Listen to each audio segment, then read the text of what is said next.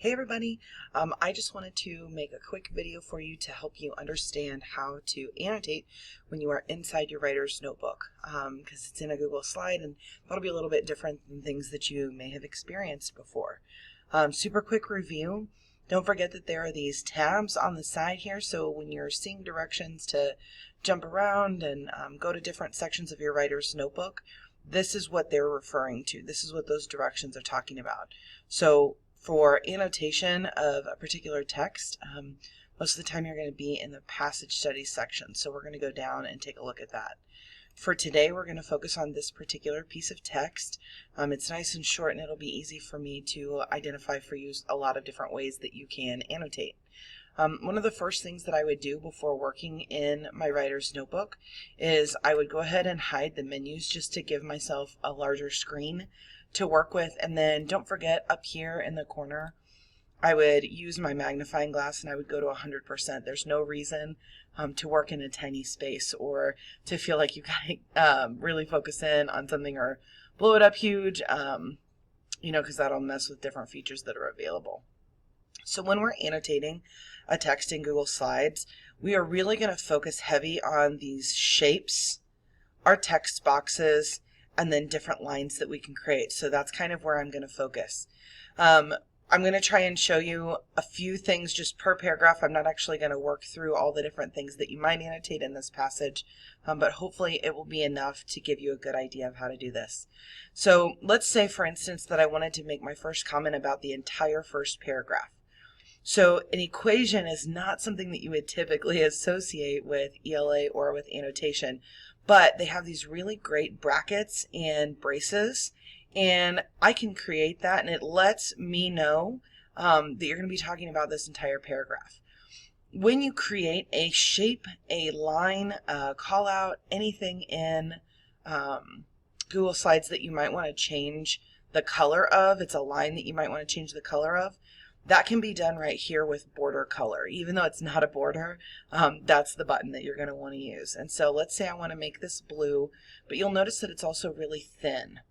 Right here, this button is border weight, and the fourth one down is my very favorite one.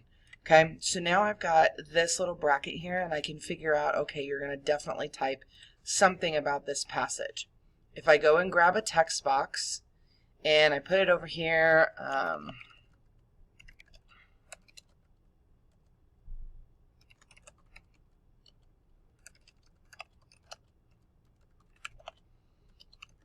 right, so this is just something, it's a comment that I'm making about this.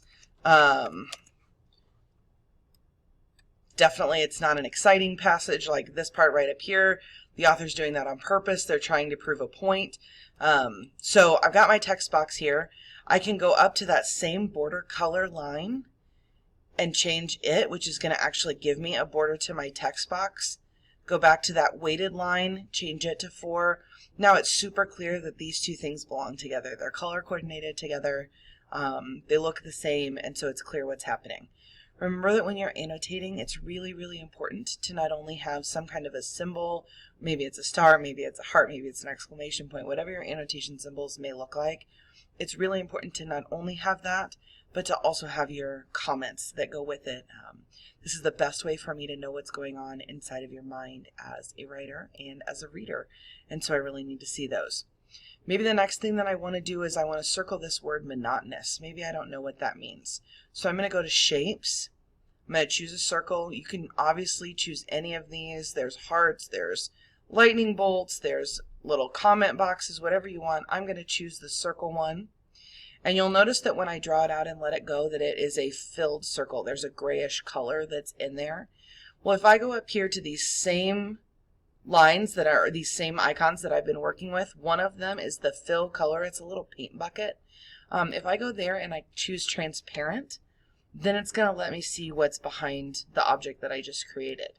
Again, I'm probably going to change my border color, and I'm going to make it a number 4. And so again, it just helps those lines to really stand out. Again, remember, it's not enough just to mark it here. You're going to also need to say something about it.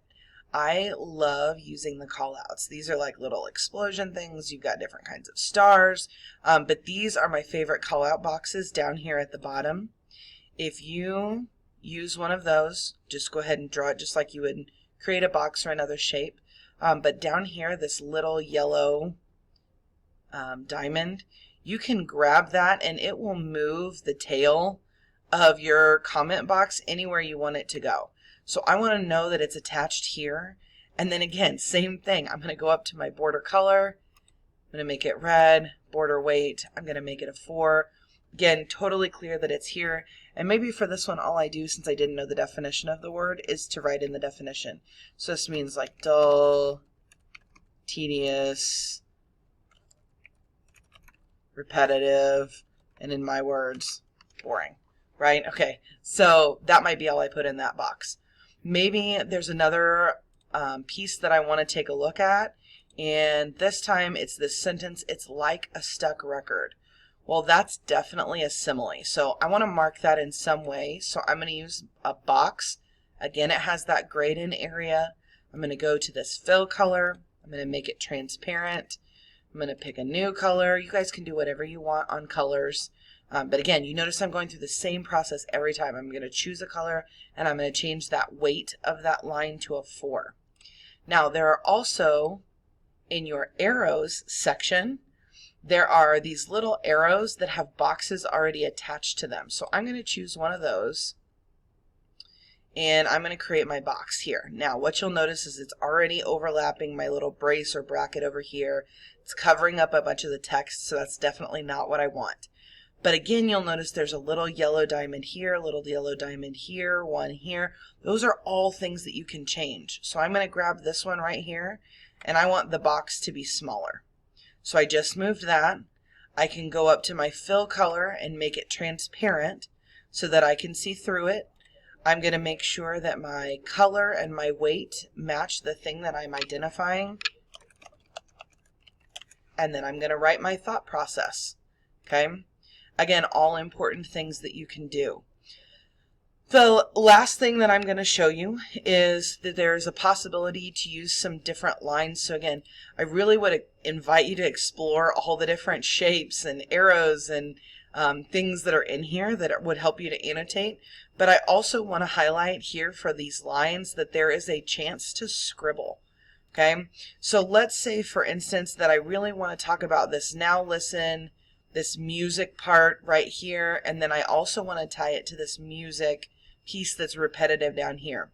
Well, when I choose scribble, I can actually go through, and some of us are better at this than others, but I'm freehanding that, right? I'm drawing that on my own.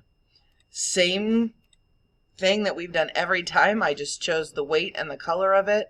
But then I'm going to go back and do it again because I want to attach this to it. So I just grabbed that. Oh, look, it did it automatically for me because I've already got the color chosen. And then I want to show that these two things belong together. Okay, so I've got all of that together. Now maybe I go and grab an arrow.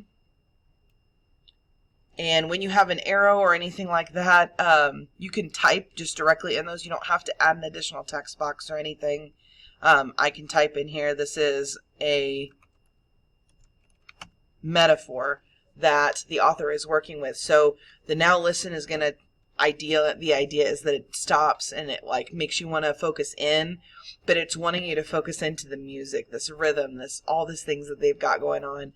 And then at the end, it's asking you to write music. Well, that's not really what is being asked here, but asking you to listen and focus in on that music is the metaphor, right? So again, I could do it like this, and maybe this time I actually want to fill the color so that it all matches.